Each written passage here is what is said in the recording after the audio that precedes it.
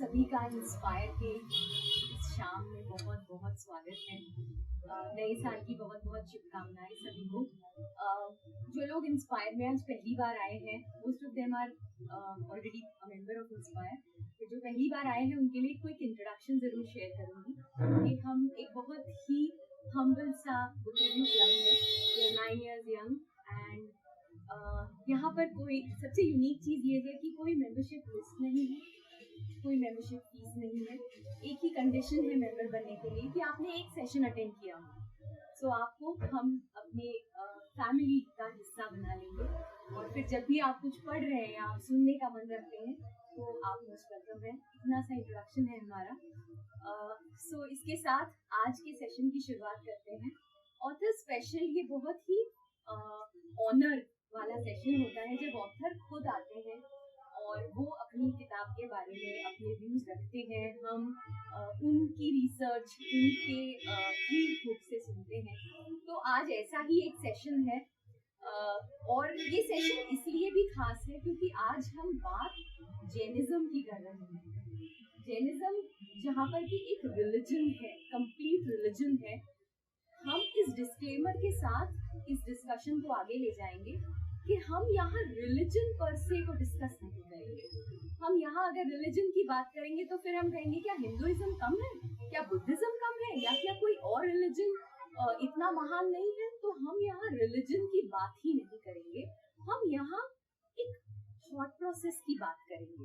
महावीर जी ने जो प्रीचिंग्स दिए उनसे क्या आज की हमारी जिंदगी बेहतर बन सकती है, बस इतना ही सीखने का इंटेंशन इस सेशन का है। आप सभी से ये रिक्वेस्ट है कि let us all be on the same page for this, ताकि जब हम सवाल भी पूछे अपनी ऑथर से तो हम इसी लाइन पर पूछें। So with that I take this honor to introduce our esteemed author, Mrs. Madhu Singhi ji. Madhu aunty को मैं 25 साल से जानती हूँ। मेरी बेस्ट फ्रेंड ऋचा की माँ है आप। लेकिन मधु आंटी का ये पहलू रिसेंटली मैंने एक्सप्लोर किया कि आप इतना गहराई से जैनिज्म और महावीर के लर्निंग्स की रिसर्च करना, स्पिरिचुअलिटी में इतनी गहरी जर्नी आपकी है और 5 किताबें लिखी है जिनमें से आज जो 5th रीसेंट बुक है इसे हम इनके ही मुख से सुनने वाले हैं। आंटी का MA हुआ है संस्कृत में, जिसके बाद उन्होंने सामाजिक कार्य में बहुत ही ज्यादा डीप वर्किंग किया है। आई कैन से इतना कि उन्हें NMC से, टाइम्स ऑफ इंडिया से Nagpur hero plus life time achievement award, और अभी जो सबसे रीसेंट उन्होंने मुझसे शेयर किया कि उन्हें सुषमा स्वराज अवार्ड से भी सम्मानित किया गया। तो अराउंड ऑफ अप्लॉज फॉर गायन, पठन, फोटोग्राफी ये उनकी हॉबीज है। और कुछ और अवार्ड्स जो उनकी राइटिंग या लिटरेचर के लिए उन्हें मिले हैं वो है राष्ट्रीय पुरस्कार जो उन्हें 2 बार मिला, एक रिसेंटली और एक कुछ समय पहले। वो उनकी मधु काव्य, इस काव्य संग्रह के लिए उन्हें मिला है। और गोल्डन बुक्स ऑफ अवार्ड्स जो है ये उनके रामायण के अखंड पाठ जो एक ग्रुप इवेंट था उसके लिए मिला है। तो बहुत ही ऑनर्ड फील कर रही हूँ आज आपको इस फोरम पर इनवाइट करने के लिए। तो Madhu aunty, without taking any time, please come and let us start. धन्यवाद शीतल, बहुत ही सुंदर आपने मुझे इंट्रोड्यूस किया और मैं बहुत मन से बहुत ही खुश हूँ। और मेरी बेटी जब ऐसा कहे माँ के लिए तो इससे बढ़िया क्या बात हो सकती है। समाज में दूसरे लोग कहते हैं वो अलग बात होती है, और अपने बच्चे सामने हो और हम आज बात कर रहे हैं तो वो बहुत सत्य के करीब होती है। तो मुझे इसी बात की खुशी है आज। जब मैं इस किताब के बारे में मतलब किताब पढ़ रही थी, जब मैंने उनके अचीवमेंट्स पढ़े तो सबसे पहले ऐसा लगा अरे इतनी चीजें और हमें पता ही नहीं। A book is informing us about this। दूसरी चीज के इस सेशन को फाइनलाइज करने से पहले मैं आंटी से मिलने गई थी और उस समय तक मैंने उनकी half book I had completed. Believe me, वो आधी किताब तब तक पढ़ी हुई और वो 1.5 घंटे का discussion, only word I have for it is cleansed. I felt cleansed at heart. इतना ज्यादा अमेजिंग था वो समय जो इनके साथ मैंने उस दिन बिताया, और उस समय ये तय किया कि अगर मुझे ऐसा फीलिंग आया है तो हम सबको हमको शेयर करना चाहिए इस एक्सपीरियंस को, और बस यही इंटेंशन के साथ आज हम यहाँ पर हैं। तो आंटी, जब हम ऑथर को इनवाइट करते हैं तो सबसे पहली क्यूरियोसिटी जो हमारे मन में होती है वो ये होती है कि ज्ञान का अर्जन तो हम सभी कर रहे हैं, आज इस फोरम पे रेगुलरली आते हैं लोग, तो हम कंटिन्यूसली किताबें सुन रहे हैं, हम ज्ञान दे रहे हैं, लेकिन आपने उसे वहाँ रोका नहीं, आपने उस पर रिसर्च की, उसे ऑथेंटिकेट किया इतना कि एक किताब लिखी जा सके, और फिर वो जो राइटिंग टू पब्लिशिंग वाला जो पेन है वो भी लिया आपने। Those of us who have been into it for some more time तो पता है कि बहुत पेनफुल प्रोसेस है ये। तो यहाँ इंस्पिरेशन कैसे आई और कैसे आपने इसके बारे में सोचा? शीतल, ऐसा है कि कोई भी काम जब अपन करते हैं तो हर कोई व्यक्ति के मन में होता है कि वो कार्य कोई दूसरा भी समझे और उसको जाने। तो एक लेखक जब कोई लिखने का कार्य शुरू करता है तो उसका मन होता है कि उसकी रचनाओं को कोई पढ़े। तो पहले मैं शुरू में जब विधाएं सीखने का नई विधाएं सीखने का शौक है मुझे, तो जब लेखन शुरू किया तो पहले मैं भजन वगैरह से लिखती थी, जो हमेशा हर कोई शुरुआत करता तो वैसे ही लिखता है। उसके बाद जब मैंने ग्रुप ज्वाइन किया तो उसमें अलग अलग विधाओं में, हाइकू में, काव्य में, दोहे में बहुत सारे छंद होते हैं कई तरह के, तो हमने वो सीखे। तो फिर लिखने लगे समूह में, और उसके बाद हमारे प्रकाशक फ्रेंड्स में ही उन्होंने शुरू किया प्रकाशन का काम। तो हमको लगा क्यों नहीं शुरू की जाए, हमने भी एक बुक बनाई जाए हमसे। और क्योंकि प्रकाशक का काम क्या होता है, कई बार ऐसा होता है कि हमको विश्वास नहीं होता है कि जो हमसे वो रचना ले रहा है वो सही छापेगा या वो अपने नाम पे यूज करेगा, जो ज्यादातर होता है लोगों में। तो वो डर से हम कभी देते नहीं है किसी को रचनाएं छापने के लिए। तो ये हमको एक विश्वास था कि हमारे फ्रेंड है निकट के, तो वो हमारा हूबहू जो हमारे पास है वही सामग्री छापेंगे। तो ऐसे हुई शुरुआत लिखने की। वाह, बहुत बढ़िया, और इसका सबसे ज्यादा फायदा हमें ही हो रहा है। जैनिज्म या महावीर जी के मंत्र पंच महाव्रत या 5 तत्वों की बात की है, तो उनके बारे में संक्षिप्त में बताइए ताकि हम उसे किस तरह से इम्प्लीमेंट कर सकते हैं।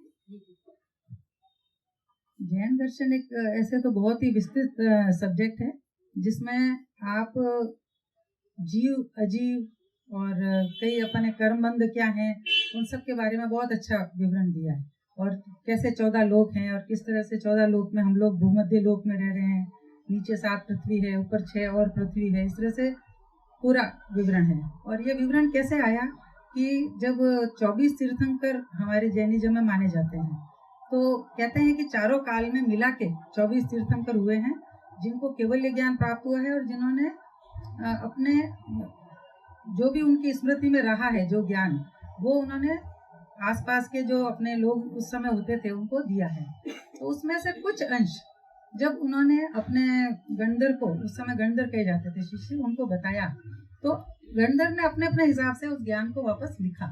तो उसमें यह बताया गया कि कर्म बंधन के कारण ही हम लोग जीव पूरे संसार में घूम रहे हैं, इतने अनंत सालों से घूम रहे हैं, लेकिन 84 लाख जीव योनि के बाद में मनुष्य जन्म में आता है। तो ये सबसे ही अमूल्य ये योनि है मनुष्य योनि, जिसमें हमने जन्म लिया, और हम बहुत किस्मत वाले हैं कि हम मनुष्य हैं आज।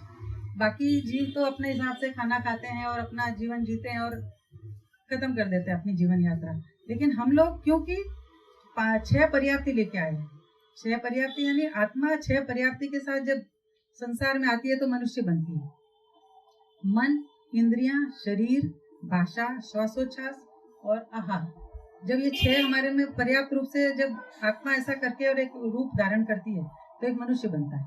तो अब वो कहते हैं कि समस्त जीवों से हम अलग क्यों हैं, क्योंकि हमारे में ऐसा एक मन है जो अच्छा बुरा सोचने की समझ रखता है। तो ये जो 5 सिद्धांत जो आपने कहा है कि जो हमारे लिए किस तरह से उपयोगी हैं, तो ये हम मनुष्यों के लिए उपयोगी है, पहली बात तो ये है। और इनका उपयोग आज मैं कह रही हूँ कि पहले से भी ज्यादा है। तो मेरी पुस्तक का नाम महावीर से आज तक इसीलिए है कि जो महावीर स्वामी ने उस समय जो ये सिद्धांत बताए थे, तो उस समय भी जब जाति वर्ग भेद शुरू हो चुके थे, तब उनको ज्ञानी थे और उनको साधना करी, उनको समझ में आया कि ये तो बहुत भेदभाव हो रहे हैं समाज में, और इस तरह से अगर चलता रहा तो कैसे चलेगा, समाज ही नष्ट हो जाएगा, आपस में रिश्ते खराब हो जाएंगे। लेकिन आज तो कलयुग है, अब तो इन 5 सिद्धांतों की बहुत ज्यादा जरूरत है। पहला है अहिंसा। तो आप समझते हैं कि अहिंसा परमो धर्म है, एक जैन धर्म का नारा है। और आप सोचिए, गांधी जी ने 200 साल से जो क्रांतिकारी लड़ाई लड़ रहे थे, अंग्रेजों को खदेड़ने की कोशिश कर रहे थे, वो नहीं कर पाए। लेकिन गांधी जी आए बीच में, उन्होंने अहिंसा के मार्ग से अंग्रेजों को बाहर कर दिया। तो समझिए कि कुछ तो ताकत है हिंसा से ज्यादा अहिंसा में, ये बात हमको समझने की है। इसी तरह से सत्य, जब हम कहते हैं सत्य क्या, तो हर आदमी अपना सही अपना गलत अलग बताता है, और हम लोग डिस्कशन करते हैं इन सब में। और कई बार समाज में वाद विवाद रहते हैं, जातिगत रहते हैं, घर में है तो हमारे मतभेद रहते हैं, क्योंकि हम सही गलत अपना अपना मानते हैं, और वो कहता वो झूठा, हम सच्चे वो झूठा। लेकिन ये सत्य नहीं है। सत्य क्या है? सत्य समस्त जगत, जीव जगत के लिए जो कल्याणकारी सोच है जिस व्यक्ति की है, जैसे तीर्थंकर की हुई, तो उन्होंने समस्त जगत के कल्याण के लिए सोचा। ऐसी जब सोच जो भी रखता है तो समझो कि वो सत्य के मार्ग पर चलता है। तो ऐसी सोच पैदा करने वाले इंसान का तो हर कोई रेस्पेक्ट करेगा। तो वो आज अगर हम उसको यूज करते हैं तो आप समाज में भी इज्जत पाएंगे, अपने घर में भी पाएंगे, और आप अपने निर्णय भी सही ले पाएंगे। और इसी तरह से परिग्रह है, अचौर्य है। तो अचौर्य का मतलब चोरी नहीं करना, सब जानते हैं। लेकिन आज क्या हो रहा है, चोरी हम वस्तुओं की नहीं करते, हम बहुत सभ्य हो गए, हमारा समाज बड़ा सभ्य हो गया, हम चोरी नहीं करते। लेकिन हम क्या करते हैं, किसी का हक चुराते हैं, किसी का आइडिया चुराते हैं। अब आइडियोलॉजी भी चुरा ली हमने किसी की, तो आप समझो कि आप तो आइडियल तो नहीं बन सके ना। जो अपना आइडिया नया डेवलप करता है वो आइडियल कहलाता है, और जो आइडिया चुरा के काम करता है वो क्षणिक कुछ तो अपना अर्थोपार्जन कर लेगा, लेकिन उसके बाद उसका कुछ नहीं, दूसरे लोग भी आ जाएंगे उसी मार्केट में। तो कहने का मतलब है कि चोरी सिर्फ वस्तुओं की नहीं, हक की भी चोरी है, अधिकारों की चोरी है। किस तरह की चोरी है, हमको किसी भी तरह की चोरी नहीं करनी है, ये अचौर्य का सिद्धांत कहता है। परिग्रह है, तो परिग्रह केवल वस्तुओं का नहीं है, परिग्रह हमारे कषायों का भी है, हमारे मन के विकारों का भी है। जो क्रोध को, लालच को, लोभ को हमने अपने अंदर में भर के रखे हैं, ये भी हमने बहुत इकट्ठा करके रखा बैगेज में। इन बैगेज को भी हमको हटाना है, और जब सही मायने में हम ये हटाएंगे तभी परिग्रह, अपरिग्रह के सिद्धांत को हम सही मायने में जान पाएंगे। तो ये भी आज भी समाज में जरूरत है, क्योंकि इतना परिग्रह बढ़ गया है कि हर कोई राजा बनना चाहता है, उतनी सुविधा लेना चाहता है, सब कुछ उसी को बस मिल जाए, दूसरे का जिसका भी है वो सब मुझे मिल जाए। तो हर कोई ये सोचेगा, तो आप सोचो प्रकृति का कितना नुकसान हो रहा है। कोरोना ने तो हमको बता ही दिया कि प्रकृति का नुकसान करके किस तरह से इंसान को घर में रहना पड़ा। तो आज हम इसका अति भी देख चुके हैं। तो आज हमको ये परिग्रह का सिद्धांत भी बहुत ही रोकने की बात है, हमको अपरिग्रह में आना चाहिए। और ब्रह्मचर्य का मतलब है अपने इंद्रियों पर को वश में रखना। 5 इंद्रियों को वश में करके हमने अगर किसी काम को किया, सोचा, तो समझो कि वो ब्रह्मचर्य व्रत का पालन कर रहा है। उसके लिए कोई साधु जीवन बिताना जरूरी नहीं है, उल्टा ग्रस्त में रहकर अपने आप पे कंट्रोल रखना, सब सुविधाएं होते ही सुविधाओं को नहीं लेना, और कम में अपने रह के और अपने तृप्त रहना, अंदर से तृप्ति, निर्लोभ हो जाए, एकदम निर्लोभी बन जाए। तो समझो कि आप सही मायने में परिग्रह को नहीं कर रहे हैं, आप परिग्रह मान रहे हैं, आप ब्रह्मचर्य मान रहे हैं। तो इसी तरह से 5 सिद्धांत को अपन प्रैक्टिकली उपयोग में लाते हैं तो आज बहुत उपयोगी है। जैसे आपने अहिंसा की बात की, तो आपने अपनी किताब में अहिंसा के कई रूप के बारे में बात की, तो मैं चाहती हूँ आप उसको बताइए। अहिंसा परमो धर्म, जैसा मैंने अभी बताया कि सबसे बड़ा और यही बड़ा सब्जेक्ट है। और अहिंसा यानी हम किसी को मारपीट कर रहे हैं, किसी से झगड़ा कर रहे हैं, तो ये केवल अहिंसा नहीं है। अहिंसावादी जब बनना है तो इनको रोकने से ज्यादा है अपने मन की हिंसा को रोके, मन के भावों को। तो जैन धर्म क्या है? जैन धर्म भावों की शुद्धि का धर्म है। ये ना कि मंदिर जाके हम पूजा कर रहे हैं, हमने चढ़ावा चढ़ा दिया, हमने नाम कर दिया, हमने वहां जाके मंदिर बनवा दिया। हम सब दान भी बहुत करते हैं, परोपकार भी बहुत करते हैं, लेकिन अंदर में क्या इच्छा होती है? परोपकार ऐसा करें क्वांटिटी में ज्यादा हो, जो लोगों को दिखे, पेपर में बता सके। धर्म भी जाके ऐसा करें कि हम करोड़ों की बोली बोले, हमारा नाम हो जाए। तो ये जो एक आदत जो हमारी बन गई है दिखाने की, तो इसमें आप सोचें कि हम ये कोई बहुत बड़ा कार्य नहीं कर रहे हैं। अगर हम भावों की शुद्धि कर रहे हैं और मन ही मन में हम किसी के प्रति बुरा नहीं सोच रहे हैं, हम विचारों से बुरा नहीं सोच रहे हैं, हम शाब्दिक बुराई नहीं कर रहे हैं, हम क्रिया से बुराई नहीं कर रहे हैं, मतलब किस तरह से बुरा नहीं कर रहे। तो मनसा, वाचा और काया, 3 तरह से हिंसा बताई गई है। तो उन तीनों तरह की हिंसा को रोकना हमारे लिए बहुत जरूरी है। अब लोग कहेंगे कि हम कैसे रोकें, ये कोई आसान काम तो नहीं है। और आपने तो कह दिया, साधु जी ने बोल दिया, आपने बोल दिया, जैसे बहुत ज्ञान की बात। क्रोध तो आपको भी आता है, हाँ मुझे भी आता है, क्योंकि मैं भी इंसान हूँ। विकार तो मेरे अंदर भी है, मैंने थोड़ी मोक्ष प्राप्त कर लिया या केवल ज्ञान तो मिल नहीं गया, मैं भी आम इंसान ही हूँ। तो लेकिन पढ़ के शास्त्रों में समझ के हमको समझ में आता है कि इसको हमने डेंसिटी कम कर सकते हैं। क्योंकि हमारे वहां बताया कि कर्मबंध भी 4 तरह के। तो अनंतानुबंधी कर्मबंध क्या होता है कि सुइयों को गर्म करके तपा के हथौड़े से मार के और गर्म करके उसका गट्ठा बना दिया, तो समझो कि अनंतानुबंधी कर्म बंधन हो गया हमारा। कोई क्रोध से, मान से, माया से, लोभ से, कषायों से, अपने जो भी मन के भाव है इतने तीव्र होते हैं कि वो छूटते नहीं है। तो वो अनंत अनंत काल तक हमारे साथ जुड़े रहते हैं। तो लोग कहते हैं ना कि ये तो सब अच्छा मिल रहा है इसको, फिर भी क्यों ये भोग नहीं कर पा रहा है, या ये इसको मिल ही नहीं पा रहा है, ये क्यों गरीब है, हम कैसे अमीर है, या वो कैसे अमीर बन गया, हम नहीं बन पाए। तो इसका मतलब है हमारे कहीं ना कहीं कर्म बंधन पिछले जन्म के या पूर्व इसी जन्म में भी किए हुए पिछले हमारे उस बीच में आ जाते हैं। तो अंतराय कर्म बंधन होता है, तो अंतराय डालते हैं। तो उसी तरह से अगर हम वही क्रोध को भी, जैसे डेंसिटी है उसकी थोड़ी कम डेंसिटी, कहते हैं कि लोहे की सुइयां हैं लेकिन आपने मोटे तार से उसको टाइट बांध दिया है जिसको खोलना बड़ा मुश्किल है। तो जब इतनी तीव्र गति से क्रोध है, लोभ है, लालच है, ये हमारे अंदर है, तो उसका कर्म बंधन उससे थोड़ा होता है, लेकिन फिर भी काफी हमको दुख देता है और हमको इसको छुड़ाने का भी प्रयत्न करना चाहिए।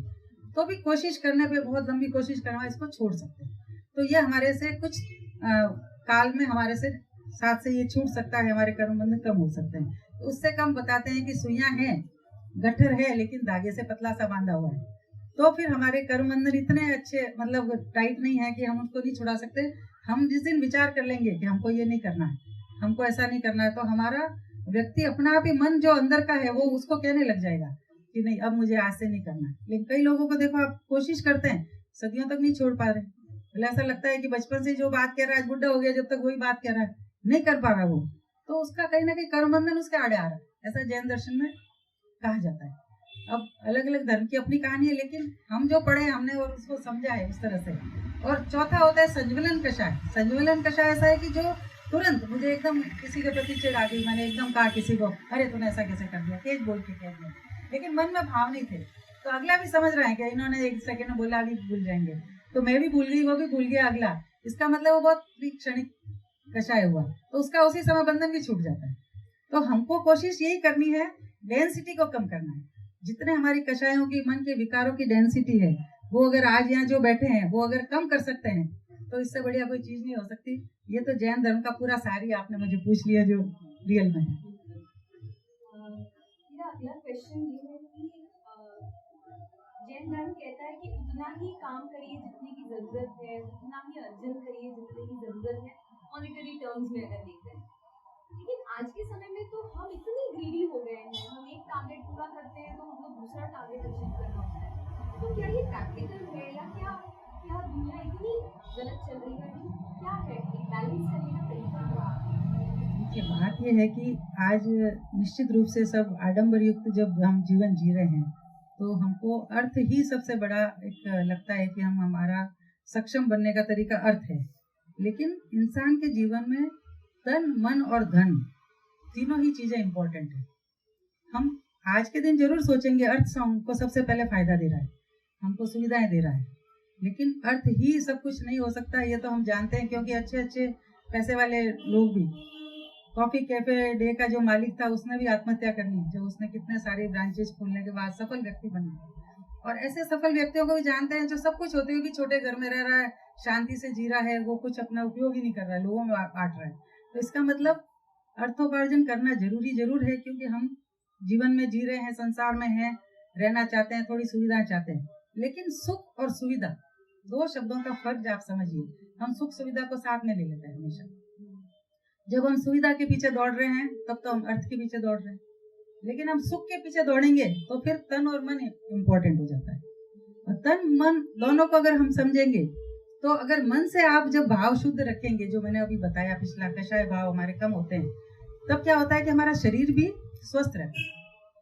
और जब तक हमारे मन के भाव शुद्ध नहीं होंगे, तो हमारे को बहुत सारी बीमारियां लग जाती है, बीपी हाई है, शुगर हाई है, सब गोलियां खा रहे हैं, सब कुछ कर रहे हैं, क्योंकि मन से हम जो है वो नहीं बता रहे हैं, हम कुछ और बता रहे हैं। तो अब क्या कर रहे हैं हम, परिग्रह के नाम पे तो हमको लोगों को बताना है, इसलिए हमको बहुत बड़ा घर चाहिए, बहुत बड़ी सुविधा चाहिए, बड़ी गाड़ी चाहिए, लेकिन मन से तो हम दुखी हैं। अब मन से दुखी होने से क्या हुआ कि वो परिग्रह करके भी हमने क्या पाया, ये बताइए। तो रुकना नहीं है, हमारे ताकत है, हमारे पिछले जन्म के कुछ पुण्य भी हैं कि हम कई बार कम कोशिश करके भी ज्यादा पा लेते हैं, और कई लोग बहुत अनंत अनंत साल तक कोशिश करे, देख रहे हैं कि 20 साल से कोशिश कर रहा है, सफल ही नहीं हो रहा है इंसान। तो इसका मतलब क्या, कुछ तो पुण्यों का अपना उदय होता है, उससे उसको मिलता है, तो वो सुविधाएं ठीक है। लेकिन जब भाव शुद्ध होते हैं तो आपको आज कुछ नहीं है आपके पास, लेकिन आप सोचेंगे अभी मुझे ये मिल जाए, तो आपके मन की इतनी बड़ी ताकत है कि उस समय आपको कहीं से भी शुरू हो जाएगा, वो सुविधा अपने आप आ जाएगी। तो सुविधा के पीछे मत भागो, सुख शांति से रहना है, ये जीवन का उद्देश्य है। क्योंकि मन हमारा बहुत ही लोभी है, इंद्रियां सब कुछ अच्छा देखना चाहती है, तो हम क्या करते हैं कि इंद्रियों के वशीभूत होके अच्छा अच्छा चाहिए, अच्छा चाहिए, सुविधा चाहिए, आराम से चाहिए, आराम से चाहिए, हम उसके पीछे भाग रहे हैं। और इस चक्कर में कंपटीशन बढ़ गया। अब ये तो जमाने की अपनी कहानी है, कलयुग का है जो समय। लेकिन अगर हम मन में संतोष लिया है, आने दो अपने पास में, अपने आसपास वालों को बांटो, जरूरत है उसको दे दो, मन में खुशी रखो कि नहीं हमको तो इतना ही चाहिए, अब जो है वो ठीक है, सबके लिए है। और ये भाव जिस दिन आ गया, नहीं तो मेरे को और चाहिए, मुझे और चाहिए, मुझे और चाहिए, इसमें हम दुखी रहते हैं, बहुत परेशान रहते हैं। तो हमको और नहीं चाहिए, हमको अपनी जरूरत है उतना ही रहेगा। और ये कब आएगा, जब ज्ञान अर्जित हो जाएगा। जो इंसान ये ज्ञान पा लेगा, ये समझ जाएगा इस बारीकी को कि हमको चाहिए तो जरूरत के जितना ही है। तो इसीलिए भगवान महावीर ने ये कहा कि जरूरत है जितना ही, लोग क्यों पीछे भाग रहे, क्योंकि एक जरूरत के बाद हमारे काम नहीं आ रहा है, वो हमारी पीढ़ियों पे काम आएगा, अगली पीढ़ी के काम आएगा, या हमारे आसपास के हम 20 नौकर रखेंगे तो वो भी आराम कर रहे हैं, मजे कर रहे हैं, वो भी उनको बांट रहे हैं। हम लोग किसी न किसी रूप में तो बांट ही रहे हैं ना। तो आप तो अपने आप में तो उतना ही ले सकते हो जितना आप खा सकते हो, जितना पहन सकते हो। तो ये उसके मापदंड के हिसाब से ये सिद्धांत लग्जरी के बीच में एक बैलेंस करना, तन मन और धन तीनों को संतुलन में कैसे लाना, ये हमको समझना है। तो मन में शांति रहेगी, तन भी सुखी रहेगा, और धन भी उतना आएगा जितनी हमको जरूरत है। बहुत सही कहा आपने। हम कई बार लोगों को देखते हैं कि बहुत कुछ है, फैसिलिटीज की कोई कमी नहीं है, लेकिन वो सुखी नहीं दिखते हैं, या वो खुश तो दिखते ही नहीं है। और हम पजल्ड होते हैं कि क्या है जो कमी है, मतलब कौन सी चीज नहीं पाई है। तो बिल्कुल शायद संतुष्टि पहले जरूरी है, लग्जरी फॉलो करेगी। जैसे मैंने कहा कि गोल सेटिंग की कोई लिमिट नहीं है। हम एक गोल सेट करते हैं, वो कहीं अचीव होने की बिल्कुल कगार पे होता है, तो हम अगले गोल को जो 4 गुना बड़ा है हम अगला सेट कर लेते हैं। फाइनेंशियल गोल्स हो या ओहदे का गोल हो, कोई भी गोल हो इंसान, लेकिन ये करते समय हम हेल्थ कॉम्प्रोमाइज कर रहे हैं, हम फैमिली का टाइम कॉम्प्रोमाइज कर रहे हैं, हम मोरालिटीज कॉम्प्रोमाइज कर रहे हैं, हमारी आइडियोलॉजीज कुछ बचती नहीं है, और हम सिर्फ और सिर्फ हुक और बाय क्रुक पहुंचना चाहते हैं किसी जगह पर।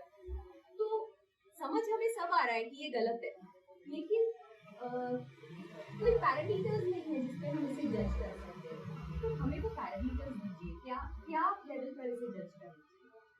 पैरामीटर यही है कि हम केवल अर्थ के पीछे न भागें, केवल सुख के सुविधा के पीछे भी न भागें, और केवल मन को शांत करने के लिए अकेले बैठ के अपना ध्यान ही न करने लग जाएं। तीनों ही चीजें गलत हो जाती है, एक्सट्रीम में जाते हैं। तो हमको अपना तन मन और धन तीनों में बैलेंस करते हुए आज के जमाने के हिसाब से, और अगर हम लाइफ बिताना सीख जाएं, धन है तो भी कोई बात नहीं, जैसे मैंने बताया कि अपनी सुविधा चाहिए उतना रख लिया, बाकी बांट दिया लोगों में, जहाँ जिसको जरूरत लगी उसको दे दिया, दिल बड़ा रखे तो कभी दुख नहीं आएगा, मन में भी खुशी होगी। और जब आप परोपकार निस्वार्थ भाव से ऐसा करेंगे, बिना दिखावे के करेंगे कि हमारा पेपर में नाम हो, ऐसा नहीं होना चाहिए। हमारी मॉरलिटी डाउन होने लग जाती है जब हम नाम के चक्कर में पड़ जाते हैं, क्योंकि नाम और यश जो मिलता है ये भी एक पुण्य से मिलता है, नहीं तो कई बार कितना ही काम करने के बाद भी नाम नहीं मिलता है। तो वो हमको नहीं पीछे पड़ना है, हमको बैलेंस करना है, मन में शांति रखनी है। मन को सुखी रखने के लिए सबसे पहले वही 5 सिद्धांत जहाँ हमने शुरू किया था कि सत्य, अहिंसा, है ना, अचौर्य, अपरिग्रह और ब्रह्मचर्य, इन 5 सिद्धांतों के हिसाब से ही हमको चलना सीखना पड़ेगा, और इनको बारीकी से समझना पड़ेगा। यही मौलिकता है जीवन में। नैतिक मूल्यों के ऊपर चलना क्या, लोग बहुत कहते हैं कि हमको सकारात्मक हो जाना चाहिए, हम बहुत अटेंड करते हैं सेशन, बहुत अच्छे से सुन के आते हैं साधु महाराज का भी व्याख्यान, बस अच्छी बात करनी चाहिए, सकारात्मक होना चाहिए। घर आते क्या होता है, आपको अलग वातावरण मिलता है, वातावरण जब अलग मिलता है तो आप क्या होते हैं, वापस वैसे हो जाते हैं। आज हम यहाँ से सोच के जाएंगे कि हमको नहीं करना है, हमको अच्छा करना है, लेकिन जब सामने वाले ने कुछ किया तो क्यों कि हम बाहर की तरफ ही ज्यादा देखते हैं, हम दूसरों पे अवलोकन ज्यादा करते हैं, ये हमारी आदत है। तो ये अंतिम बात यही है कि सबसे पहले आदमी ने इंट्रोस्पेक्शन करना चाहिए, खुद को समझना चाहिए मैं क्या हूँ, उसके लिए चिंतन करना, ध्यान करना। अब ध्यान में जाके भी हम क्या कर रहे हैं, आवाजें आ रही है, हम कॉमन ध्यान कर रहे हैं, जाके साथ ग्रुप में ध्यान करते हैं। जहाँ जाएंगे हम 50 लोग ध्यान कर रहे हैं, आप सोचो क्या ध्यान हो रहा है, वो रेडियो में बोल रहा है। मैंने तो कई बार महसूस किया कि जब मैं घर में बैठ के ध्यान करती हूँ तो मैं 1 मिनट नहीं लगता, मैं अंदर चली जाती हूँ। और जब मैं ऐसा ग्रुप में कई जगह ध्यान करने जाती हूँ, किसी घंटी बज रही है, कोई मोबाइल देख रहा है, कोई कुछ कर रहा है, तो वो कभी ध्यान लगता ही नहीं। इवन वो जो बोलता है ना कोई ध्यान करने वाला भी, तो उसकी भाषा से भी हम डिस्ट्रैक्ट होते हैं। ध्यान केवल यही है कि हम बाहर के विचारों को शांत करके, जहाँ तक हो सके हमारे बहुत विचार आने दो, बहुत प्रैक्टिस करें कि विचारों को आने दो। आखिर आके एक बार ऐसा होगा कि एक क्षण के लिए आपको लगेगा अरे अभी कोई विचार नहीं आया था, और उस समय आपको जो शांति मिलेगी और ऐसा लगेगा आपने बहुत कुछ पा लिया है। तो उस समय जो शांत मन होगा ना, वो आपको अलग एक ज्ञान का एक पिटारा खुलेगा, अंदर से अपने आप खुलता है। ये महसूस खुद को होता है। भीड़ में जाके ध्यान करना, भीड़ में जाके क्लासेज करना, या बहुत हम एक्सरसाइज भी करने जाएंगे, आप सोचो दूसरों की जगह जाते हैं, वो जैसे इंस्ट्रक्शन देता है वैसे करते हैं, तो हम बॉडी में भी नहीं उतार सकते। तो इतनी बड़ी एक अपने आप को आत्मचिंतन की जरूरत है, जो आदमी नहीं कर रहा है, बाहर की तरफ ज्यादा झांक रहा है। तो सबसे पहला मूल मंत्र ये है कि आपको अंदर में चिंतन भी करना है, और जो काम करना है एकाग्र होकर अंदर में करना है। आप खाना भी खाओ तो एकाग्र होकर खाओ, उसमें मोबाइल टीवी नहीं देखना है, तो वो भोजन भी हमारे को शरीर में पूरा लगता है, सब तत्व उसके पूरे बॉडी में बराबर जाके समा जाएंगे। नहीं तो हमारा ध्यान क्या है, हम खाना खा रहे हैं। प्रैक्टिकली मैंने देखा है, कई बार मैं काम में खाना खाती हूँ, जब काम कर रही होती हूँ तो मुझे लगता है मैं भूखी रह गई, वापस लगता है कुछ और खा लूं। और जब मैंने एकाग्र होकर 2 रोटी भी खाई है और समझ के अच्छे से खाया है, तो बहुत ही अच्छा लगता है और उस दिन तृप्त हो जाते हैं। तो ये तृप्ति जो है मन की और तन की हमेशा लेनी चाहिए, और अंदर में फील करना चाहिए उसको कि हम किस तरह से सही रास्ते पे चलते हुए, हमको कभी अंदर में पश्चाताप न हो, हमको कभी माफी मांगने की जरूरत ना पड़े। और माफी मांगनी है तो तुरंत मांग ले, ऐसा नहीं कि उसके लिए मन में सोचे कि अगले से माफी मांगेंगे, कब एक समय आएगा जब मांगेंगे, वो कभी समय नहीं आता। आपने गलती की, तुरंत माफी मांगो तो मन शांत एकदम, और गलती की तो कोशिश करके धीरे धीरे कषायों को कम करेंगे तो मन का पश्चाताप कम होगा।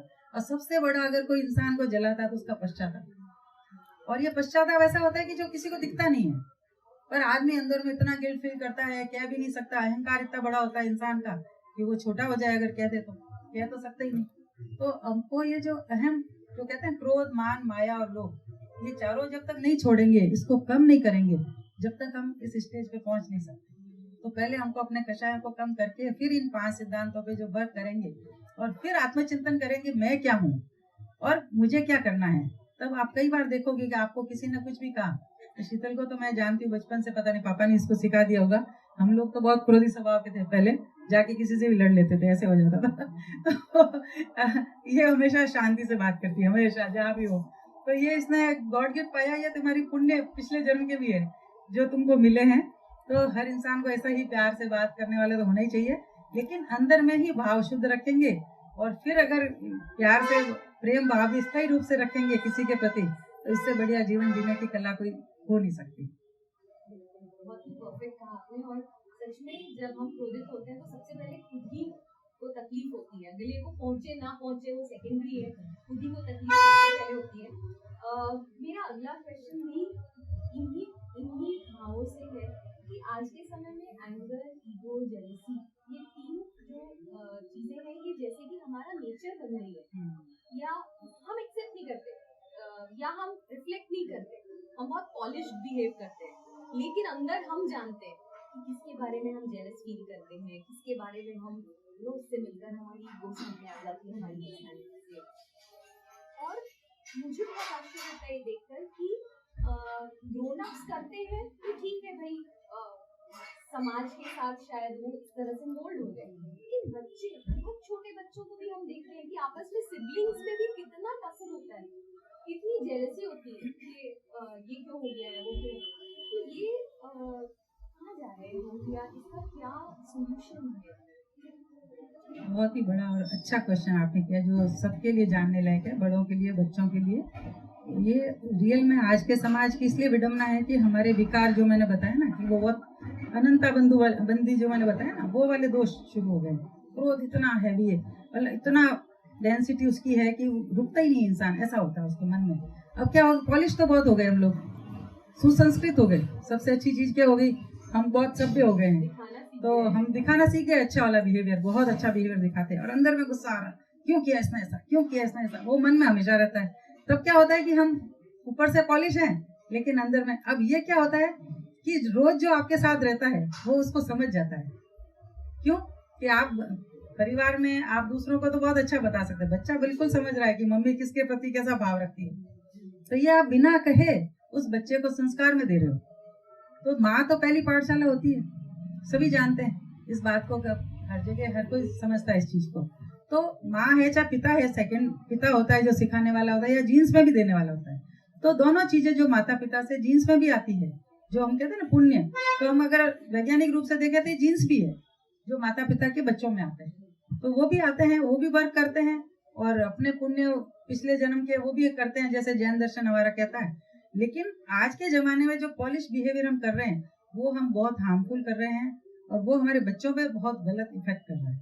तो अभी बड़ों ने जब ये समझ लेना चाहिए कि जो बात करो प्योर करो, किसी के प्रति जो भाव रखो प्योर रखो, गलत तो बनावटी भाव मत रखो कि आज इसको ये बता रहे हैं कल वो बता रहे हैं। बच्चों को कह रहे हैं, वो मजाक जोक आता है ना कि वे फोन पे कह देते हैं पापा घर में नहीं है बता दे जरा, तो पापा घर में है और पापा बच्चे को कह रहे हैं घर में नहीं है, तो झूठ बोलना तो वहीं से सीख गया।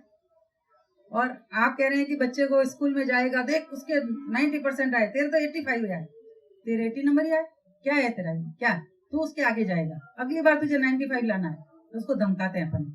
इस तरह से धमकाने से क्या होगा, उस बच्चे के मन में जो जिस बच्चे से अच्छा दोस्ती भी थी, प्यार था, वो सीखना चाहता था उससे कि यार मेरे से अच्छा स्टूडेंट है, इससे मैं कुछ सीख लूं। लेकिन अनजाने में क्या किया, माता ने उसको ये समझा दिया कि ये तो बस तेरे से आगे जा रहा है, क्या है तू इससे आगे जा। वो ईर्ष्या भाव आ गया, उसके प्रति द्वेष आ गया। तो जब ये भाव माँ ने पैदा कर दिया उसके मन में बचपन में, अब ये भाव क्या होगा कि केवल एक बच्चे के लिए तो नहीं रह जाएंगे ना, मूल जो भाव पनप गया अंदर में द्वेष का, जो ईर्ष्या का, वो फिर भाई भाई के साथ भी होगा, अपने सिबलिंग के साथ भी होगा, इवन अपने माता पिता के साथ भी होगा। बाद में जब बच्चे बड़े होते हैं ना, ऐसे घरों के बच्चे ही माता पिता कहते आपने क्या किया जीवन में, ये क्वेश्चन करते हैं। जब पिता का एकदम पानी उतर जाता है कि आज ये बेटा क्या पूछ रहा है मुझे, जबकि हम अगर ये संस्कार सिखाएं कि जो बेटा अपने को मिला है, जो अच्छे मार्ग से चलते हुए पाना है, अच्छी बातें समझना है और अच्छे मार्ग पर चलना है, तो तुमको अच्छे लोग मिलेंगे। अब जैसा अपना भाव होता है, देखो अपने दोस्त भी वैसे होते हैं, अपने फ्रेंड्स भी उसी भाव के होते हैं। तो मैं तो अक्सर बच्चों से मिलती हूँ तो ये क्वेश्चन करती हूँ, तेरे दोस्त कौन कौन है, तेरे दोस्त क्या करते हैं, तेरी फ्रेंड क्या करती है। उससे हमको समझ में आता है कि इन बच्चों के मन में क्या भाव चल रहा है, वो उसका पारदर्शिता एकदम सामने दिखने रिफ्लेक्शन दिखने लग जाता है। तो हमारी बड़ों से भी देखिए, मित्रता उन्हीं से होगी जो जिनसे हमारे भाव मिलते हैं। तो हमेशा भाव जब अच्छे रखेंगे तो हम अपने बच्चों के लिए संस्कार बहुत बड़ा काम करेंगे कि हम बच्चों को अच्छे लोगों से मिलवाएंगे, क्योंकि वो अच्छा बच्चा है तो बड़ा होगा तो अच्छा व्यक्ति बनेगा, और अच्छा व्यक्ति बनेगा तो उसको अच्छे लोग मिलेंगे, अच्छे लोग मिलेंगे तो सभी एक अच्छे भावों के लोग साथ रहेंगे, तो आप सोचो कि कितना सहयोग अच्छा होगा एक दूसरे का।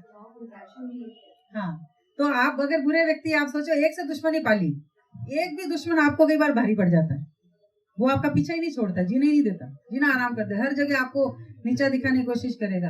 और अगर यही प्रेम भाव रहा, स्थायी प्रेम भाव रहा, सबके लिए रहा, बचपन से हमने सीखा कि नहीं सबको प्यार करो, उसकी अपनी एबिलिटी है वो वहाँ गया, कोई बात नहीं, मैं अपनी कोशिश करूंगा, मैं उसे सीखूंगा कि मैं कैसे आगे जाऊं, ये भाव जब आएंगे, और मैंने 80% लाए, तो माँ ने ये कहना है कि बेटा अगली बार कोशिश करके थोड़े अच्छे और नंबर लाओ ताकि तुम्हारा एडमिशन अच्छी जगह हो जाए। ये चीज जब सिखाएंगे तो उसको किसी से ईर्ष्या नहीं होगी, वो अपने आप में ताकत अपनी बढ़ाएगा, अपने आप को आगे बढ़ाएगा, खुद प्रूव करेगा, नहीं मम्मी मैंने प्रूव किया, देखो अब मैंने 90 ला के दिखाया, मेरा एडमिशन वहाँ हो सकता है। तो ये जब बात भाव आएंगे मन में तो ईर्ष्या नहीं बनती और किसी के प्रति भी क्रोध नहीं आएगा।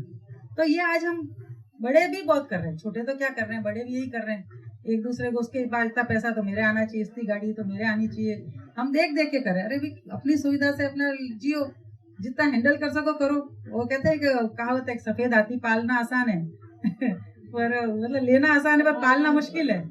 तो वही वाली कहानी है जीवन की भी। तो इतनी सुविधाओं के पीछे नहीं भागना चाहिए, जितनी अपनी ताकत है उतना भगवान देता है, तो ही हम संभाल सकते हैं।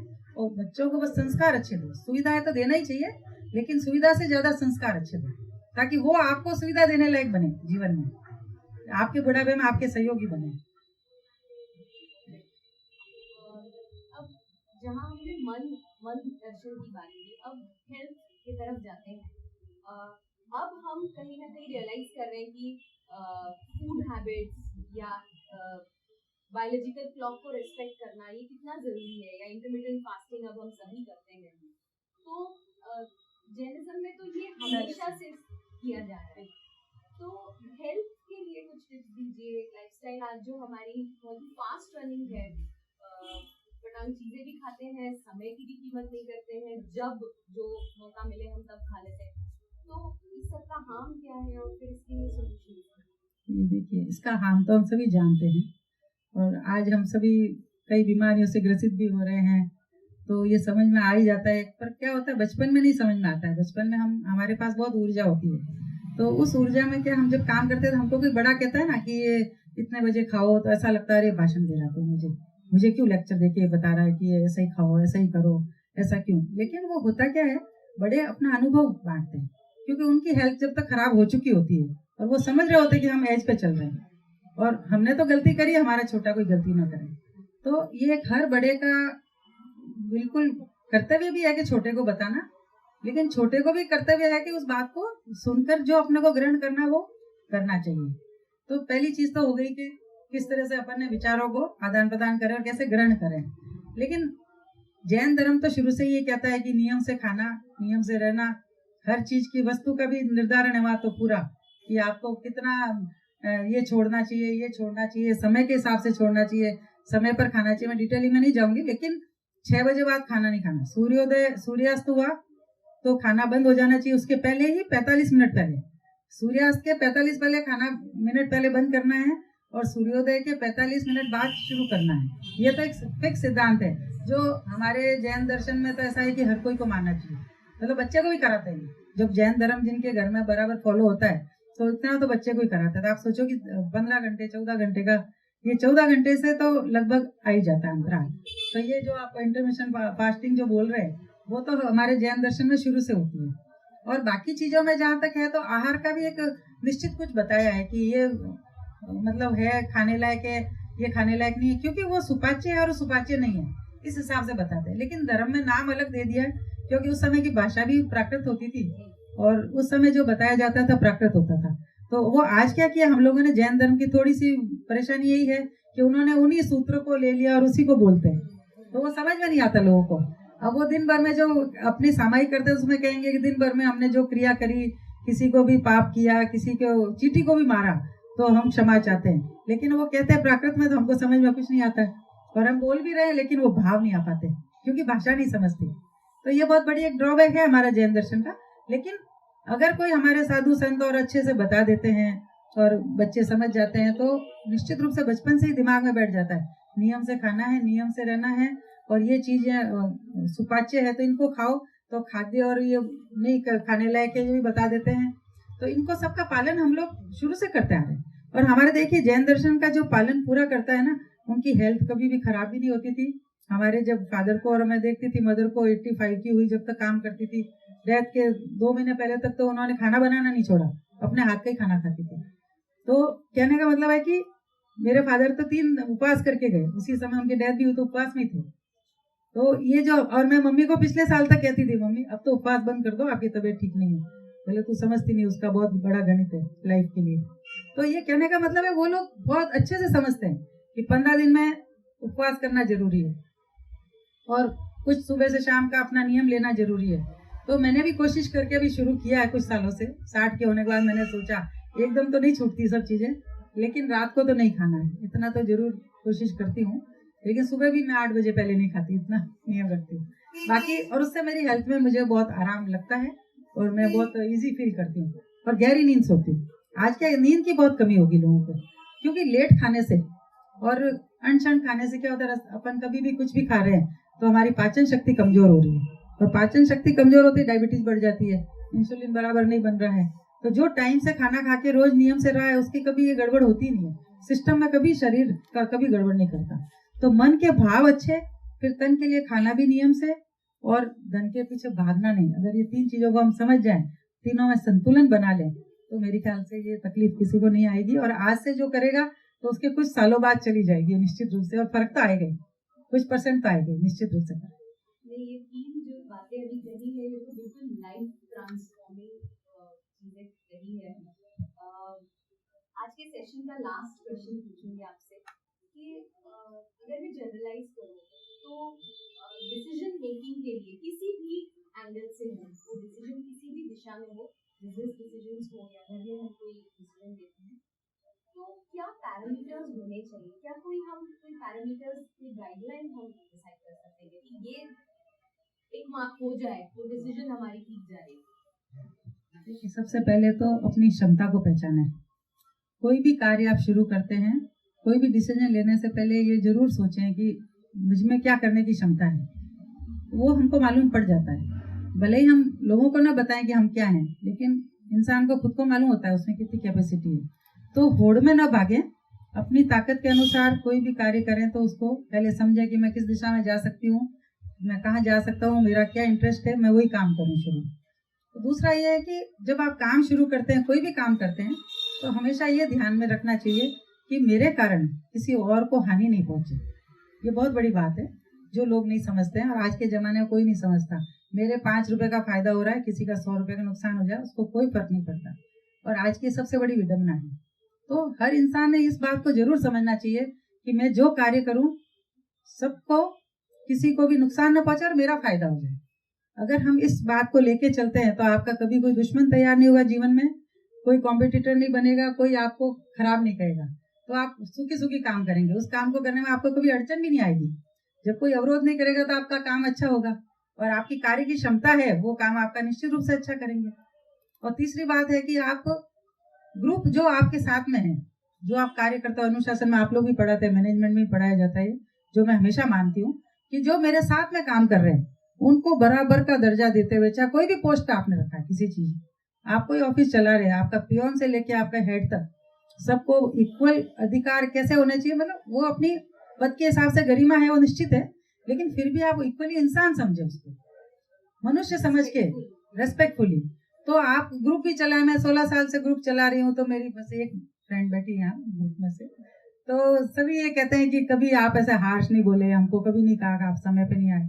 ऐसी जो चीज होती है, कोई ये कहने वाली बात नहीं है, लेकिन ये मैनेजमेंट का एक भी यही तरीका है कि सबको साथ लेके चलेंगे तो आपको कभी गुस्सा भी नहीं आएगा, क्योंकि एक तो आपको एबिलिटी पे विश्वास है कि मैंने जो काम शुरू किया मैं खुद कर सकती हूँ। ये विश्वास नहीं होगा तो भी दूसरों पे गुस्सा आएगा। जब आपको मालूम है आपने काम शुरू किया, आप खुद कर सकते हो, तो आपको किसी पे भी नाराज होने की जरूरत नहीं है। बॉस भी कोई काम कर रहा है, मालूम पड़ा रहे पर्दा, अरे मैं ठीक कर दूँ, कोई बात नहीं, तुमसे नहीं हुआ, हमको मालूम उसकी एबिलिटी थोड़ी कम है, तो हमने उसको सपोर्ट कर दिया, तो वो संबंध भी खराब नहीं हुआ और आपने कोई चीज करने समय आपका स्मूथली काम हो गया, कभी भाव खराब नहीं हुए।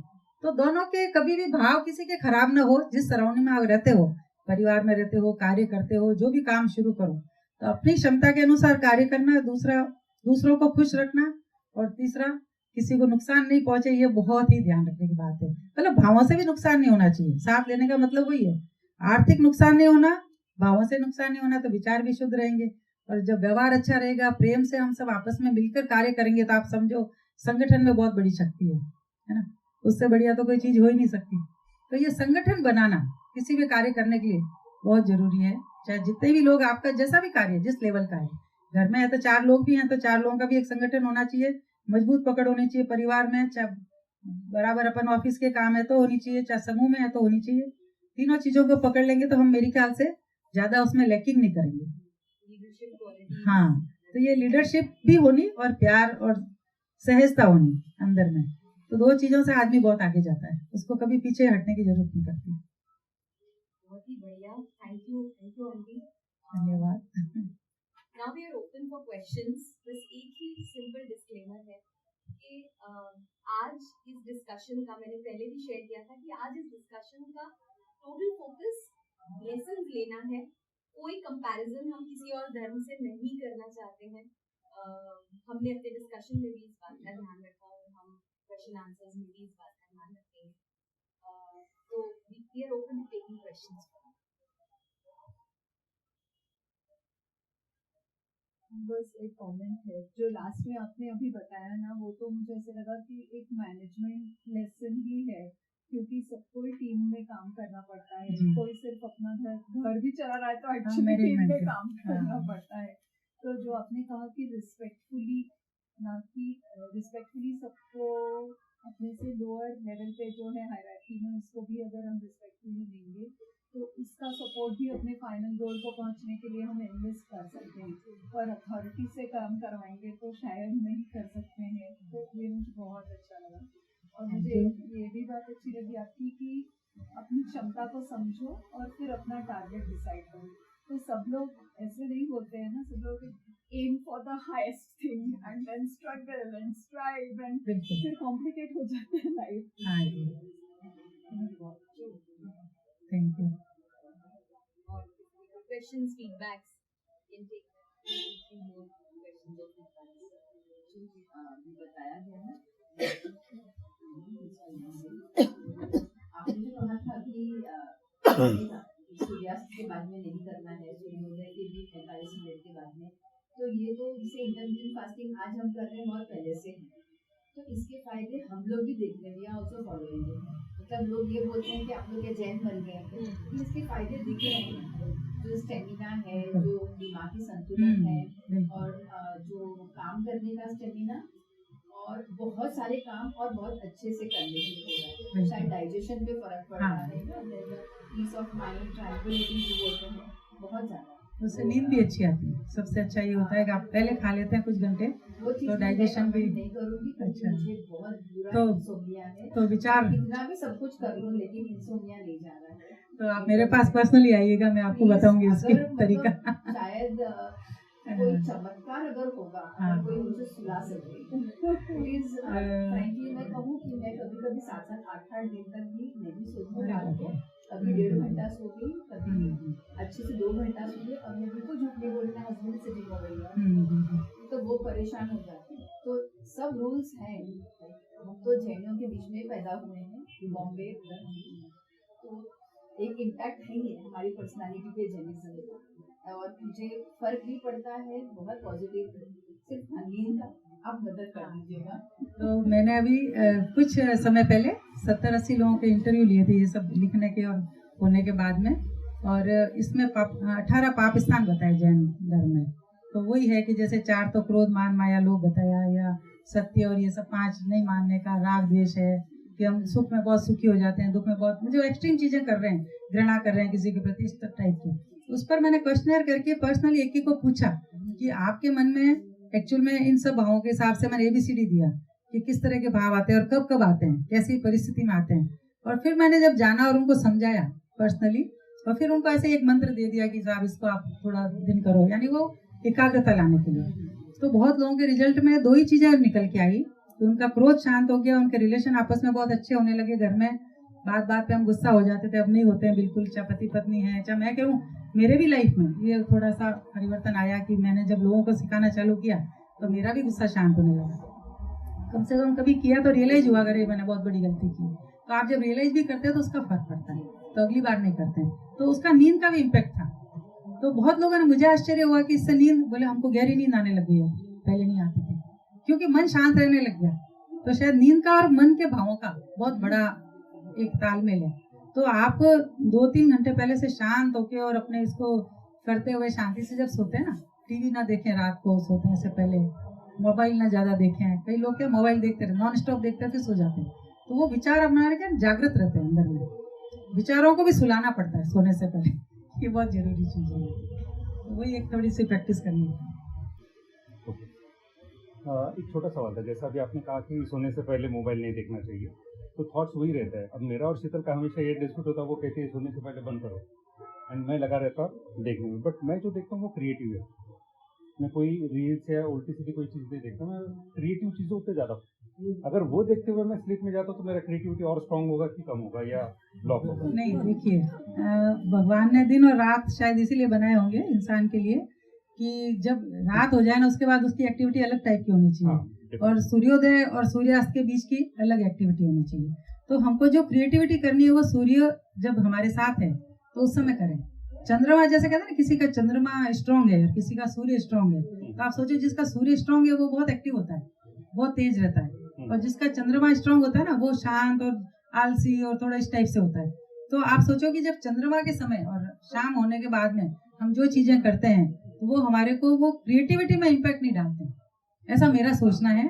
क्योंकि मैं इसको फॉलो नहीं करती हूँ, इसलिए हो सकता है कि आप डिफर करते हो। कई लोग कहते हैं हमको तो रात को काम करने से ही मजा आता है, हम तो पूरी रात काम करते हैं। लेकिन हाँ, एक अलग, जब मैं भी पढ़ती थी तो उन दिनों में मैं 12 से 4 ही पढ़ती थी, ये भी मेरा नियम था, क्योंकि उस समय कोई अपने को डिस्ट्रैक्ट नहीं करता है। मेरा तो है कि मैं कभी टेंशन लेता ही नहीं, नहीं, बहुत अच्छी जितना बात भी है। तब भी नहीं लेता। हाँ, तो हाँ। इसलिए वो मुझे नींद पे वैसे असर नहीं करता, बट क्रिएटिविटी अगर मेरी एनहांस होती है तो गलत है नहीं, या अगर ओके है आपके या देखिए नहीं करनी चाहिए। आपके प्रैक्टिस में अगर ये बैठ गया है, देखो हर इंसान का शरीर अलग टाइप का है। और धर्म में कहते हैं ना कि 8 कर्म बंधन लेके हम पैदा हुए हैं, तो जो ज्ञान दर्शन अंतराय जो अपना अपना है, आयु नाम गोत्र सब होता है, निश्चित है, तो सब अपना अपना लेके पैदा हुआ। तो अब क्या होता है, एक व्यक्ति के सामने जो चल रहा है और उसके साथ जो अनुभव हो रहा है वो दूसरे व्यक्ति को वैसा नहीं होता है, सब डिफर करते हैं। 4 घर में लोग हैं, चाहे सगे 2 बेटियां हैं, 2 भाई हैं, उनके भी स्वभाव अलग टाइप के होते हैं। तो एक को जो इफेक्ट करता है वो दूसरे को नहीं करता है। उसके अपने ग्रह नक्षत्र ज्योतिष सब ये मानो, चाहे पुण्य जो भी धर्म मानो,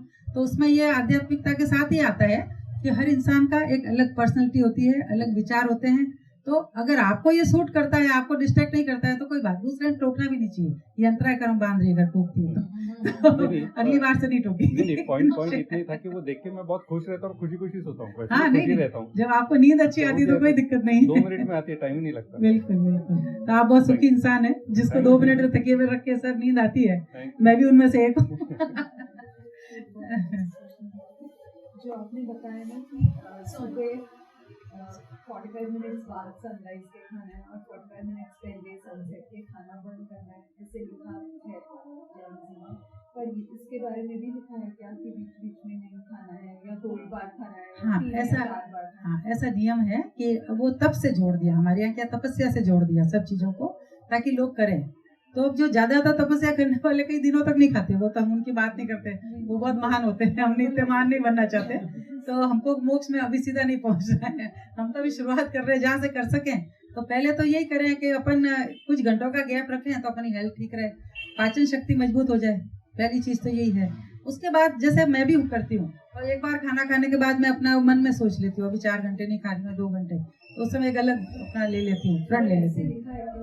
हाँ, लेते हैं ऐसे लोग लिखा। तब देखिए मैंने इतने भी गहराई से उनको नहीं पढ़ा है सब चीजों को, जो ये नियम वगैरह बताए ना, श्रावक धर्म के नियम और ये सब बाद में बना। एक्चुअली महावीर साहब ने नहीं बताई ये सब चीजें, बाद में कई साधु संतों ने जोड़ते गए चीजों को। अब उन्होंने कह दिया 2 घंटे भी मत खाओ तो आपका उतना भी एक धर्म होगा, क्योंकि आप उसके पीछे क्या है, अहिंसा का भाव, कि आपने 2 घंटे सबको आजाद कर दिया कि भाई मैं हिंसा नहीं करूंगा, मैं तुमको नहीं खा रहा हूँ। मतलब आप सोचो कि जगत में हर चीज जीव है, एक इंद्रिय से लेके पंचेंद्रिय तक सब जीव है, तो हम वनस्पति को जीव मानते हैं। तो हम 2 घंटे आहार त्याग करते हैं तो मतलब हम अहिंसा का एक नियम ले लेते हैं कि हम 2 घंटे भी तुमको किसी को नहीं खाएंगे, तो वो सब आजाद है हमसे। एक इंसान से तो आजाद हो गया कि हमको कोई नहीं खाएगा, ऐसा हमको समझाया जाता है। तो इस तरह से वो अहिंसा के मानने के लिए ऐसा करते हैं। और अच्छा क्या हो जाता है, गैप मिलने से हमको डाइजेशन अच्छा रहता है, ये हम प्रैक्टिकली समझ लेते हैं, तो अच्छा है। तो दिन में 3 बार ही खाओ तो बहुत बढ़िया बात है, 4 बार खाओ तो अच्छी बात है, बार बार खाएंगे तो अपना डाइजेशन बिगड़ेगा, है ना। तो कोशिश तो करनी चाहिए कि दिन में 4 बार से ज्यादा मुंह न खोले कोई भी, वो तो उसके हेल्थ के लिए बहुत अच्छा रहेगा।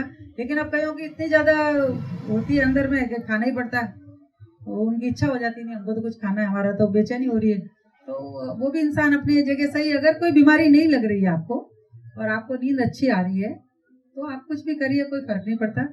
लेकिन अगर हमारी हेल्थ पे असर होने लग जाता है और डॉक्टर कहने लग जाए कि अब ये नियम तो आपको लेना चाहिए, तब तो फिर साइंटिफिकली भी प्रूव हो जाता है कि आप गलत कर रहे हो, जो आपकी बॉडी को सूट नहीं कर रहा है, तो वो हमको नहीं करना चाहिए।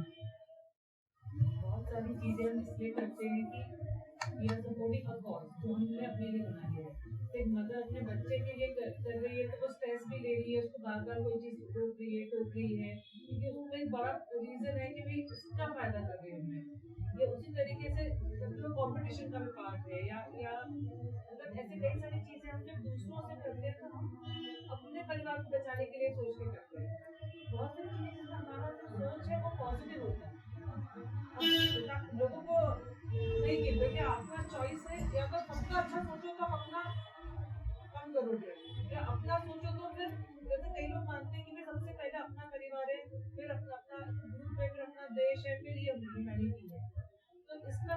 रेलेवेंस है उसमें, इस पे कहाँ रुकना चाहिए? मैक्रो लेवल पे सोचे या माइक्रो लेवल पे सोचे? देखिए ऐसा है कि जैन दर्शन तो यही कहता है कि आत्मा अकेली आई और अकेली जाएगी, उसको अपना ही कल्याण करना चाहिए। पहली बात तो ये है, अगर हम धर्म के हिसाब से चलते हैं और सांसारिक रूप से जब हम देखते हैं तो हम रिश्तों को महत्व देते हैं, ये सांसारिक बातें हैं। और क्योंकि पारिवारिक, हम परिवार में रहते हैं, परिवार का हिस्सा है, तो मेरे पिता की तबीयत खराब है तो मुझे भी दुख होगा, मेरी माँ बीमार है तो मुझे भी जाके काम भी करना पड़ेगा, तो हम इफेक्ट भी होते हैं एक दूसरे से, तो इसलिए हम लोग चिंता करते हैं। तो कहीं ना कहीं हमारा निजी स्वार्थ भी जुड़ा होता है उसमें कि वो स्वस्थ रहेंगे, वो खुश रहेंगे तो हमारे लिए भी अच्छा रहेगा, हम भी सुखी रहेंगे। हमारे माता पिता बिल्कुल ऐसे ही चले गए चलते फिरते तो हमको कभी सेवा ही नहीं करनी पड़ी, तो हमको तो सुखी मिला, निश्चित रूप से मिला, लेकिन उनके अपने पुण्य थे। लेकिन अब कई बार क्या होता है कि इंसान के अपने हाथ में नहीं होता है उसको क्या करना चाहिए।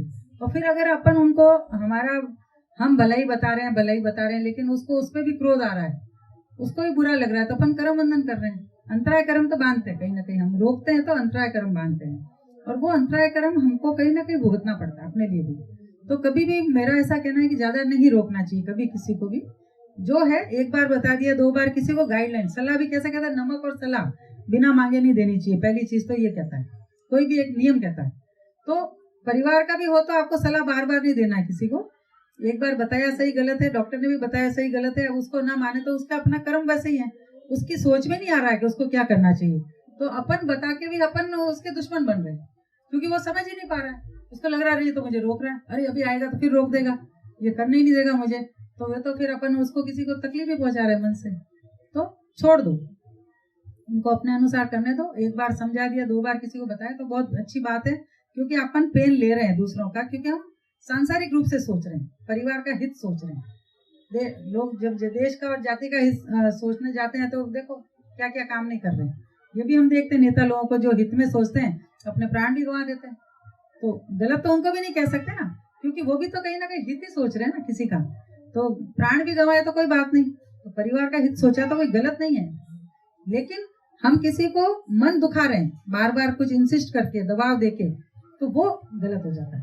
तो वहां तक हम सोचना कि अगला हमारे एक्सेप्टेंस कितनी है उसकी, उतना ही उसको बताएं। और कब बताएं? जब उसका मूड है सुनने का, जब कोई इंसान आपकी सलाह सुनने के मूड में है, मांगने के मूड में है, तब देंगे तो उसका 100% इम्पैक्ट होता है। और बिना मांगे देने पे बोल रहा अब वो क्या हुआ, अपना तो 0 हो गया, हवा में जा रही बात। तो ऐसा बोलने से तो कोई फायदा ही नहीं किसी को। तो आपने क्या हित सोचा, फिर किसी का हित तो हुआ ही नहीं ना, और अपने ही अंदर कर्म बंधन हो गया, क्रोध आया कि तो मेरी सुन नहीं रहा है, तो अपन ने भी कर्म बंधन किया और अगले को कोई फायदा भी नहीं हुआ, तो दोनों तरफ से नुकसान भी रहे हम। तो ये ध्यान रखना बहुत जरूरी होता है कि सलाह दो लेकिन दबाव मत दो, सलाह और दबाव में फर्क समझना, उतना काफी हो जाता है उसमें। इस बारे में मेरे ससुर जी एक बात बहुत अच्छी कहते हैं, वो कहते हैं कि सजेस्ट करो, छोड़ दो, फिर वो उसका सिलेबस है, वो अपना सिलेबस फॉलो करेगा, उसके साथ जो लिख कर आया है वो उसके साथ होने ही वाला है, वो उसका सिलेबस है और वो उसको मिलने ही वाला है। आप उसके लिए रीजन भी नहीं है और आप उसको बदल भी नहीं सकते। तो ये चीज़ मैं हमेशा ही पकड़ के रखती हूँ कि हाँ, हर एक इंसान का एक सिलेबस है, या हर एक चीज़ का एक सिलेबस है। जैसे आपने भी कहा कि सजेस्ट करो लेकिन इंसिस्ट मत करो। लास्ट क्वेश्चन या फीडबैक? सब कुछ इतना रेलेवेंट सा था, बहुत सारी चीजें हैं कि हम समझते हैं, कुछ चीजें पहले से जानते हैं, बट शायद उन्हें जिंदगी में लागू करने में हम उतने पास से नहीं सोच पाते। जैसे नीड में और लग्जरी और जो हमारी जरूरत है, उन चीज में बैलेंस बैठाना, जितनी जरूरत है बाकी आप बांट दो, लेकिन हम कभी कभार ग्रीडी हो जाते हैं। एक वो पॉइंट, एक वो बैलेंस जिंदगी में हर पहलू में बहुत जरूरी है, तो हमारी जिंदगी बहुत ही अच्छी होने लगेगी। बट यही बात अगर हम धीरे धीरे समझ कर अपने आप से रिफ्लेक्ट करके अमल करें तो आई थिंक हम ये चीज कर सकते हैं। बट वही है कि वो कुछ कर्म बंधन जो आप बोल रहे हैं, कुछ कोशिशें रहती हैं बट तो भी नहीं हो पाता। तो ये चीजें जानकर अच्छा भी लगा कि ऐसा होता है कि हम मेहनत कर रहे हैं, बट कुछ शायद डेस्टिनी का टाइम भी रहता है, समथिंग्स आर डेस्टाइन्ड कि वो उस पल के बाद ही शायद फ्री होगा, बट हमारी कोशिश जारी रहेगी। आप आज यहाँ आए, आज से कोशिश शुरू होगी।